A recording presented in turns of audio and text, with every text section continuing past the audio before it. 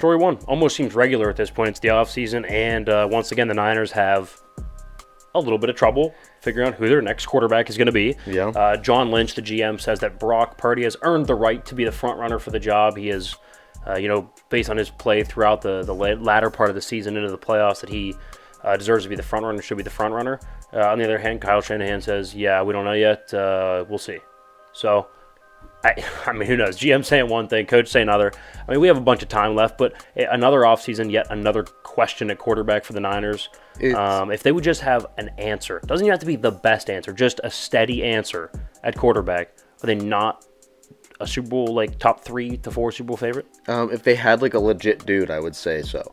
If you get a top 12 guy, not even top 10, not even top 5. Yeah, I mean, with that roster. What if you put like Kirk Cousins? Well, that roster would make Kirk Cousins look like an all-time great. 100%.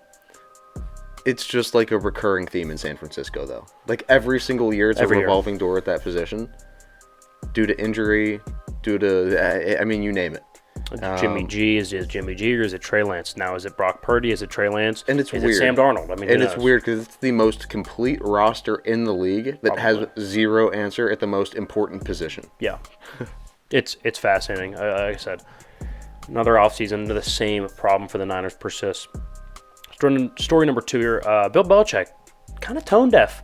Once again, saying that he was asked why the fans and the people around New England should have optimism. And he said, quote, the last 25 years.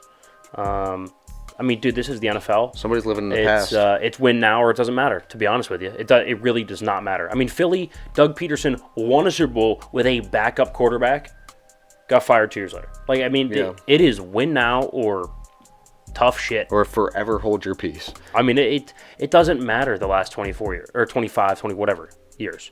Those it matters that the last 3 years you've been incompetent on offense, you've missed the playoffs 2 of the 3 years, and the one you made the playoffs, you got waxed by Buffalo and you couldn't make them punt. You haven't proved that you can do it without Tom Brady in the slightest. No, he's a sub-500 coach without Tom Brady. And it's interesting now because it shines the light on that entire situation. Yeah. Like, who really was it? Who was more of a factor? And I think now we can easily say it was Tom. Brady. It's Brady. I think it's 70-30 Brady. I would say... I'm going to go 70-30 Brady. I would even say 75-25. Interesting. Story number 3 here. The Lamar Jackson situation. We touched on it earlier, but it just gets weirder by the day. Meek Mill. I swear to God, this is true. The rapper Meek Mill is now talking to Robert Kraft, and he is vouching for Lamar. I mean, good God. Look, if Patrick Mahomes was on the market, there would be no discussion. You would not need Meek Mill to vouch for you. If Joe Burrow's on the market, there's no rapper that's talking to the owner. Josh Allen, Herbert, Trevor Lawrence. If you're truly a top 10 guy, when you go on the market, you don't need rappers and infomercials talking to owners trying to get you a contract or a deal or a partnership, whatever it may be. It's just weird. It's Meek Mill. Like, it's almost, I don't want to say it's like Cam Newton territory, but like, for example, Cam Newton and Baker kind of share this, where their personalities aren't really fit to be a backup, although they would be probably one of the league's best backups. Right? Like, I'm not a huge Baker fan, but would he not be a top 3 backup in the league? He would be. And he's got talent. He's a number 1 overall pick, right? So, but his personality is not backup quarterback material. No. Like, Lamar doesn't give me franchise quarterback vibes to me. Like, he just doesn't. As it gets weirder and weirder, he turns me off to the idea that he has franchise quarterback leadership qualities. So we're talking about the same Meek Mill. Yeah, the same one that Meek was Mill. in prison. Yeah, that guy. Now he's going to go talk to the billionaire already has been. Yeah. Robert Kraft. Yeah. About Lamar Jackson playing in New England. Let's see. Let's see if I can find the exact story. No, it's. Is it just me, or would Lamar be miserable there? Robert Kraft says rapper Meek Mill texted the owner that Lamar Jackson wants to be on the Patriots. Not even an email? That's on Fox News. Let me see if I can fully source this. Ryan Morick is the guy who wrote the article from Fox News. Wow. I'm just reporting what I'm seeing here from a good reporter, evidently. I don't know. Oh, nice. I was going to say, that's you. We got a little ad going. That's all right. All right, story number 4. JT Realmuto ejected for pretty much no reason. Did you see that? So Craig Kimbrell, spring training, doesn't really matter. But Craig Kimbrell goes to pitch.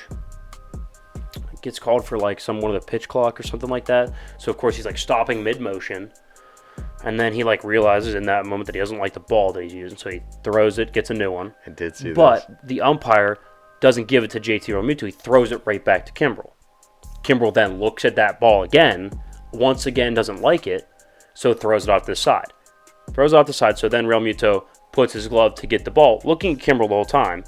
Doesn't feel it within about a second or two, which it only takes about a second or two. I've been a catcher, I've been an umpire, I've seen games, I've watched more baseball games than I'd like to admit. It takes about a second, maybe 2 tops. Maybe. Holds for about 2 seconds, doesn't feel the ball getting put into his glove. So he goes to drop his glove, probably thinking, hey, he's going to throw it back again. Yeah, the umpire will throw the ball back to the pitcher. Again, not looking at the umpire, looking at Kimbrell. Drops his glove as the umpire is starting his arm motion to put the ball in the glove, so the ball then hits the ground. Immediately, doesn't even say a word, immediately tosses JT Realmuto. I saw that.